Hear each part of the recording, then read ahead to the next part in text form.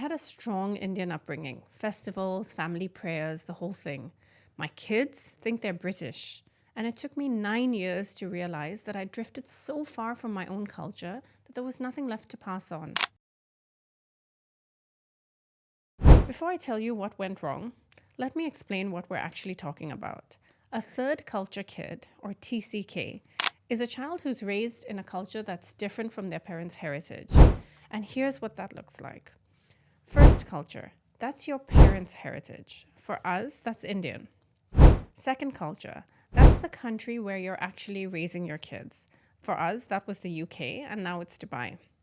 Third culture, that's your child's unique blended identity. It's not fully Indian, it's not fully British, it's something entirely their own. And this is way more common than you might think. Expat families, immigrant families, diplomats, military families, international school kids, digital nomads, refugees. If you're raising kids across borders, then you're raising third culture kids. In today's world, there are nearly 250 million people living as expats. That's the equivalent of the world's 5th largest country. And I was one of them. My kids are too. I was born in Singapore, raised in a home where being Indian wasn't something we talked about. It was just everywhere. Diwali meant the whole house was lit up with diyas, these little oil lamps glowing and burning in every corner. Bollywood and Hindi TV serials constantly blasting on TV, reading Amar Chitra Katha comics that told stories from the Ramayans and the Mahabharat, the smell of pakoras frying in the kitchen, which is this crispy, addictive snack that my grandmother used to make by hand. Hindi and Sindhi mixing with English in almost every conversation, prayers, festivals, and what seemed like a reason to visit the temple every month. I had grandparents around, aunties and uncles popping by, a whole community reinforcing who I was, where I came from, and what really mattered. So even though I was technically a third culture kid myself, born in Singapore to Indian parents, I felt deeply rooted in my Indian heritage. And when I became a mother, I just assumed that I'd pass this on to my kids naturally. I thought it would just happen, the way it happened for me. But my life looked nothing like my mother's life. I moved to London, married an Indian man from my own culture. But the moment my kids were born, they had no grandparents nearby, no aunties dropping by with sweets, none of the community that had kept me connected to my culture. I didn't expect the onus to fall completely on me. If I didn't teach them Hindi or Sindhi, then no one would. If I didn't tell them the stories from our scriptures, they'd never hear them. If I didn't celebrate the festivals, cook the food, explain the traditions, they'd grow up thinking that Diwali was just some random day in October. And to be perfectly honest, I didn't prioritize it. I was a new mom, I was overwhelmed, I was drowning in nappies and sleepless nights, and just trying to figure out how to keep 2 tiny humans alive. At the same time, I was studying for my Montessori diploma, building my coaching business. I was just surviving. Cultural transmission felt like a luxury that I couldn't afford. Here's what a typical week in London looked like. Wake up, breakfast with the kids, school run, workout, coursework, lunch, more work, school run again, homework with the kids, activities, bedtime routine, night classes 3 nights a week, rinse and repeat. There was no culture built into our week, none at all. But there was something else happening too, which I didn't notice at first.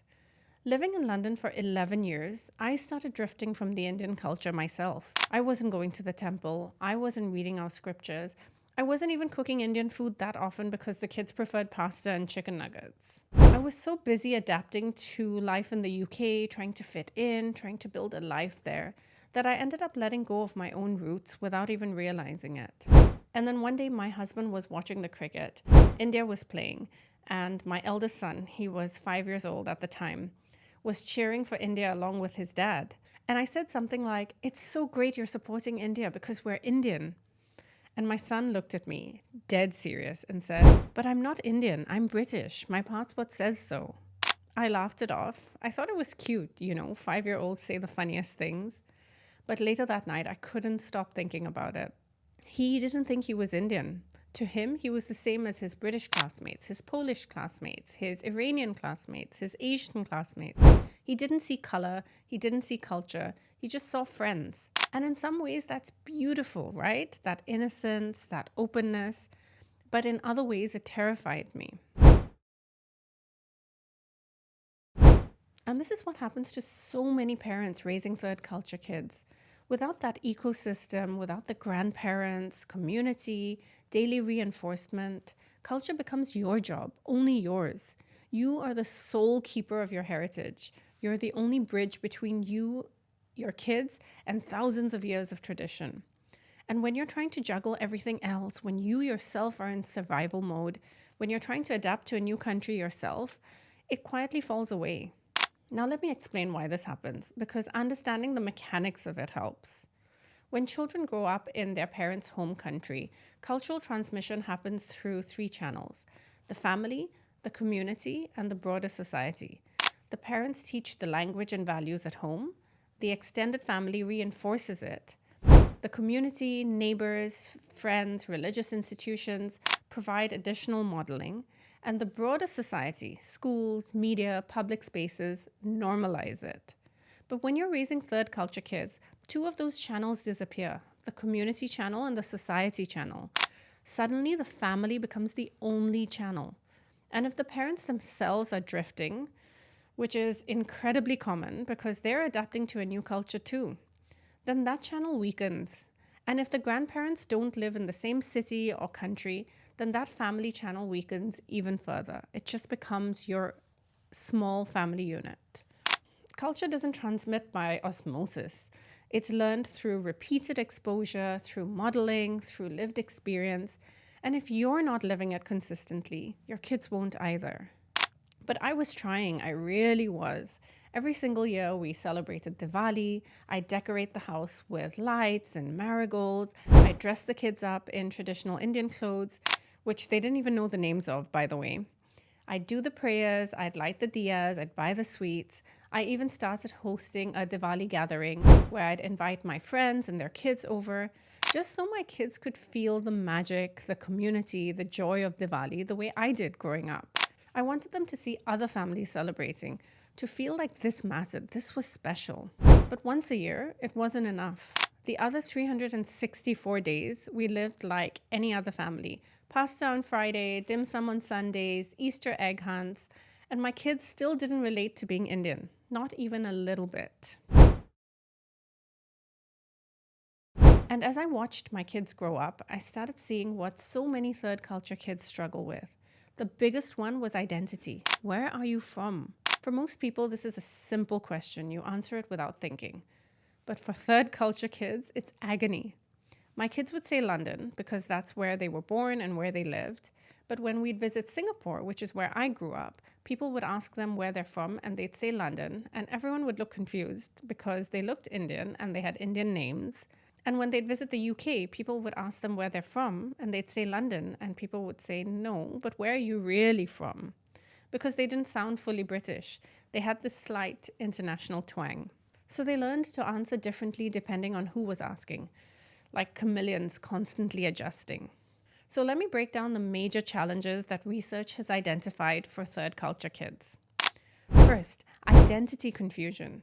During childhood and adolescence, we develop our sense of self by answering 3 core questions.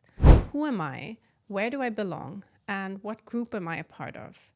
For children growing up in one culture, these questions have relatively straightforward answers. They look just like the people around them, they speak the same language, they share the same cultural references. But third culture kids are developing their identity while straddling multiple cultures.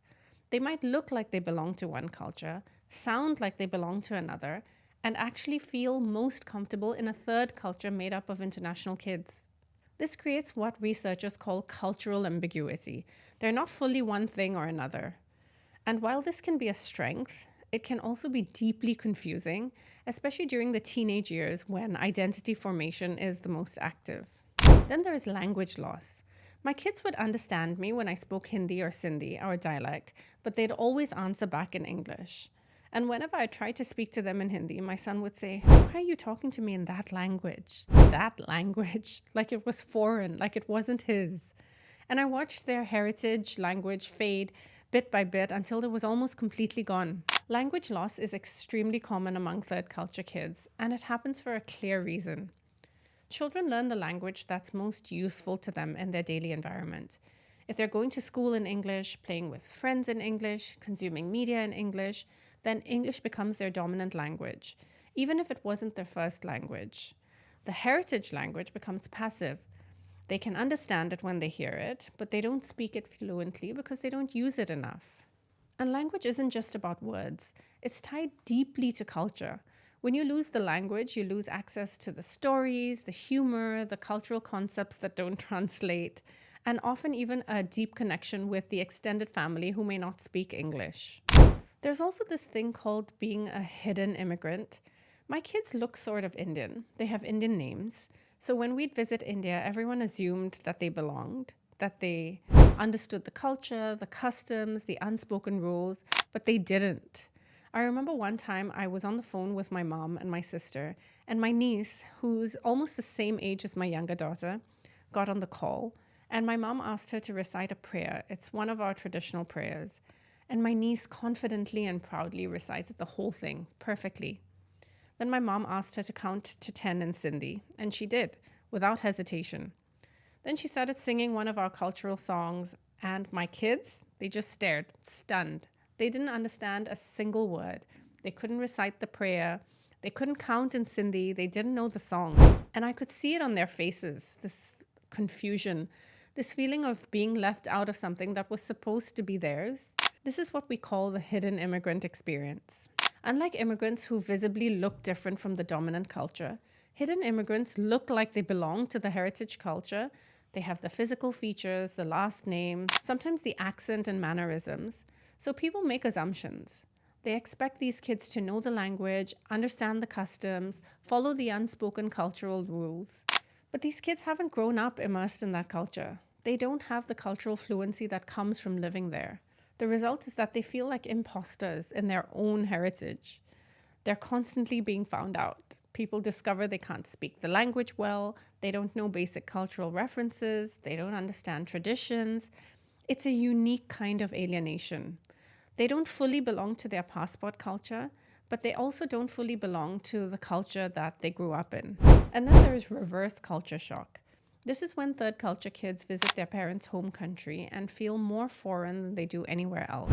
My kids go to India and feel overwhelmed by the noise, the chaos, the heat, the fact that everyone spoke Hindi so fast that they couldn't keep up. The food was too spicy for them, the water made them sick. Things that should have felt like home felt completely alien. And then I'd feel guilty about it, like they were betraying our heritage by not loving India the way I do. Reverse culture shock is well documented among third culture kids. It's this disorientation you feel when you visit or move to your home country and realize that it doesn't feel like home at all. Everything from the pace of life to the communication style to basic infrastructure can feel foreign. Things that locals take for granted, like the way people queue or bargain in markets or greet each other, can feel confusing and uncomfortable. And unlike regular culture shock, where you expect to feel like an outsider, reverse culture shock comes with shame and confusion. Because you feel like you should belong, everyone else assumes you belong, but you don't feel it. This can lead to what researchers call unresolved grief, a sense of loss for a homeland that you never really had. These are the challenges: the identity confusion, the language loss, the hidden immigrant experience, the reverse culture shock. And for years, I watched my kids navigate all of this, and I didn't know how to help them because I was drowning in guilt myself. But it took me years to see that all of these challenges are also creating superpowers. My kids can walk into any country, any culture, and feel comfortable because they've been outsiders their whole life. They know how to adapt. They can read a room. They can pick up on social cues. They know when to speak up and when to hold back. Research on third culture kids has identified several strengths that consistently emerge from this lifestyle. First, enhanced cultural intelligence. This is the ability to function effectively in culturally diverse settings. Third culture kids develop what psychologists call cultural code switching, the ability to shift their behavior, their communication style, and even sometimes their worldview, depending on the cultural context that they're in. They're natural observers because they've spent their whole lives watching how different cultures operate, picking up on subtle cues, learning to adapt. This makes them highly effective in international business, diplomacy, education, or any field that requires cross cultural communication. Second, advanced cognitive flexibility. Growing up between cultures requires constant mental flexibility. You're always translating, not just languages, but concepts, values, social norms. This develops what neuroscientists call cognitive flexibility, which is the ability to shift between different ways of thinking, to see multiple perspectives simultaneously, to hold complexity without needing to resolve it into simple binaries. Third, linguistic advantages. Even if third culture kids don't maintain full fluency in their heritage language, they often develop what's called receptive bilingualism, which is that they understand more than one language, even if they primarily speak one. And research shows that even passive bilingualism provides cognitive benefits: better executive function, enhanced problem solving abilities, and delayed cognitive decline in old age.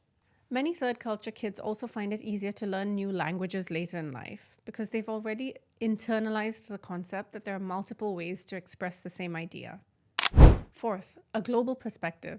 Third culture kids don't see the world in us versus them terms. They've been the them too many times.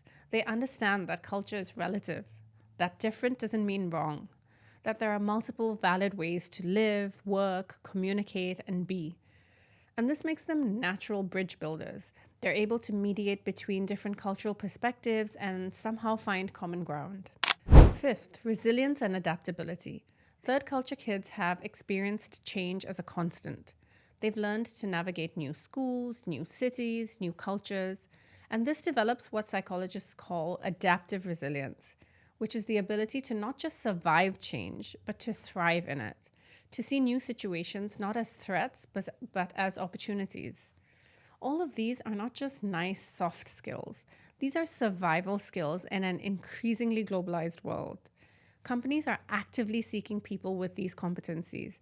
Universities are prioritizing students with international experience. The very things that made third culture kids feel different or other as children became their greatest assets as adults.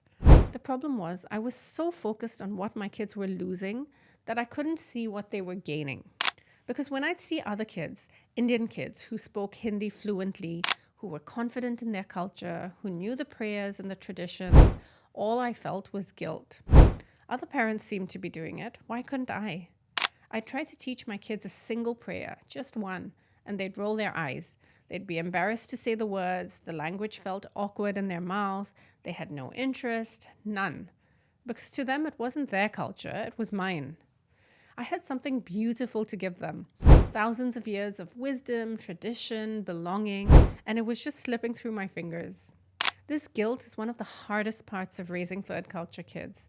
You're caught between survival mode and cultural preservation, between adapting to your new country and holding on to your roots, between wanting your kids to fit in and wanting them to stand out, between being grateful for the life you've built abroad and grieving what you've lost.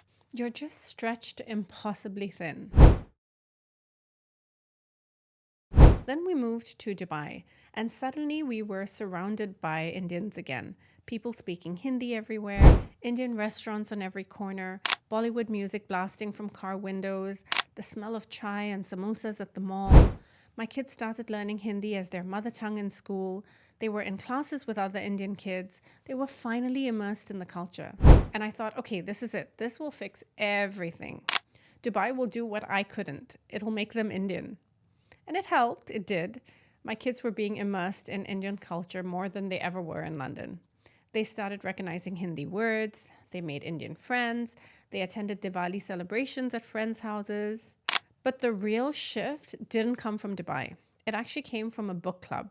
A couple of weeks ago, I joined this group of women. We meet once a week to study one of our sacred scriptures. And the host's house is stunning. You walk through the door and you're greeted by this huge double-level entryway with white marble everywhere, light pouring in through floor-to-ceiling windows. You walk into the living area, which is massive. There are 3 separate living spaces, each probably the size of my entire living dining kitchen combined. And we all sit down on the floor in a circle with cushions scattered around to make sitting for 2 hours a bit more comfortable. It's really calm and peaceful, and we start by chanting some lines from the scriptures, and then we open the discussion. And that particular day, we were talking about the importance of reading this scripture, how it applies to modern life, how the teachings from thousands of years ago are still relevant today. And I'm sitting there listening to these women talk about their kids, about how they use stories from the scriptures to teach their children about morals, about values, about how to navigate hard situations. And I realized that my kids don't know any of this. They don't know the stories. They don't know the teachings. They don't have this foundation that I grew up with. And it's not because I didn't try. It's because I had drifted so far from it myself that I didn't have anything left to give them. And then we went around the circle, each woman sharing her thoughts, her reflections from the session. And when it got to me, I just started crying in front of this group of women that I had just met. And I said, this feels like a homecoming, because that's what it was. After 11 years of drifting, of feeling disconnected, of letting go of my culture bit by bit, I finally felt like I was coming home to my culture and to myself. And this was the thing that I had been missing the whole time. I couldn't give my kids what I didn't have. I couldn't pass on a culture that I wasn't actively living myself. My kids didn't need me to perform culture. They didn't need me to throw one big Diwali party a year and check the box. They needed to see me living it daily, authentically, because if it wasn't real for me, it's never going to be real for them. So after that book club, I made some changes. I signed the kids up for cultural classes, but more importantly, I started having conversations that I'd been avoiding. Conversations about why it's so important for them to attend these classes.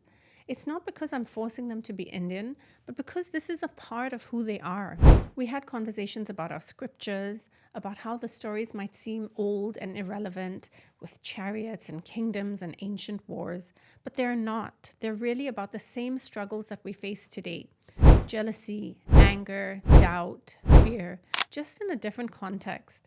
And I started bringing culture into our daily life. We play chants every morning now. Calming verses from the scriptures to start our day. We read a child's version of the scriptures together every night before bed. Just a few pages or a story here and there. I go to the book club every week. I talk to them about what I learned, and I'm relearning alongside them. That's the key I'd been missing. You can't outsource cultural transmission. You can't schedule it just once a year. You have to live it. And I feel so much more grounded now, so much more calm. I don't get swept up in things the way I used to. Or even if I do, I come back to Senza faster because I've woven chanting and breathing and reflection and meditation into my own day. I go to the book club every week. I read up in advance. I'm actually interested in learning about these teachings again now, and that's what's changed. Now here's what I wish someone had told me years ago when I was drowning in guilt. If you're raising third culture kids, no matter what your heritage is, no matter where you're raising them, here are 6 things that actually work. First, and this is the most important one, reconnect with your own culture before trying to teach it to your kids. You can't teach what you've lost touch with, so find your way back first. Join a community, take a class, read your scriptures or literature, cook the food, go to the temple or the church or the mosque, listen to the music, watch the films. Whatever brings you back, do that first. Because your kids are watching you, not just listening to you. They don't really care what you say, they care what you do. If they see you disconnected from your culture, they're going to be disconnected too. But if they see you curious, engaged, proud of your culture, they're going to follow suit. Second, make culture a part of your daily life, not just festive. Annual celebrations are beautiful, they matter, but they're nowhere near enough. Because culture lives in the ordinary moments. It's the language you speak at breakfast, the stories you tell at bedtime, the music you play in the car, the values that you reference when you're disciplining them, the food you cook on a random Wednesday. It's not about grand gestures. It's actually about small, consistent moments that add up over time. Third, find your people. Cultural transmission happens in communities, not in isolation. Seek out families from your heritage, join cultural classes, go to community events, form WhatsApp groups with other expat parents, connect with other third culture kid families who understand what you're going through. Because when your kids see other kids like them, kids who speak the language, who celebrate the festivals, who know the traditions, that normalizes it. And it stops being that weird thing that mom makes me do and starts being something that other people my age also do. You can't do this alone, and you shouldn't have to. Fourth, talk about identity explicitly with your kids. Don't assume that they'll figure it out on their own. They won't. Have the conversations. This is where we come from. This is what matters to us. This is who you are. And be prepared for them to push back, to say that they're not Indian or Chinese or Nigerian, that they're British or American or Emirati. Don't dismiss them. Don't correct them. Just say, you can be both. You don't have to choose. Because in a world where they're constantly asked, where are you from? And it's always a complicated answer, they need to know that it's okay for it to be complex. Let them know that they can be all of it, fully Indian and fully British, or Indian and British and Singaporean. However many cultures are woven into who they are, they get to claim all of them. Fifth, model pride and curiosity about your own roots. Let your kids see you curious, asking questions, learning, exploring your heritage, even as an adult. And let them see you proud of your culture, genuinely proud of where you came from. Because kids can smell inauthenticity a mile away. If you're embarrassed about your culture, they will be too. But if you're genuinely interested and genuinely proud, then they're going to be curious too. And finally, let it be messy. Your kids won't have your childhood, and that's okay. Their identity will be blended, complex. It'll be uniquely theirs. They might not speak your language fluently. They might prefer pasta to biryani. They might celebrate Christmas with the same enthusiasm as Diwali or Eid or Lunar New Year. And that just means that they're third culture kids. And that's its own beautiful thing. I grew up in Singapore with deep Indian roots. I had grandparents around the corner, community everywhere. Culture was woven into my everyday. My kids are growing up across borders, Singapore, London, Dubai. I can't give them my childhood, but I can help them feel rooted in who they are, wherever they are. I can show them that home isn't a place. It's a set of values, a way of being, a connection to something that's bigger than ourselves. And it all starts with me reconnecting first. It's not too late, not for me and not for you. Whether your kids are 5 or 15, whether you've been abroad for 2 years or 20, whether you've already passed on your culture or you're just starting out, it's not too late. It all starts with you. Are you raising third culture kids? What culture are you trying to pass on? And what's been the hardest part? Drop it in the comments. I'd love to hear your story.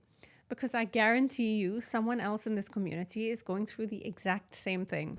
And speaking of cultural transmission and education, I recently had to make a choice about whether to enroll my kids in Kumon, even though I'm a Montessori guide. That video is linked here if you want to see how that went. See you there.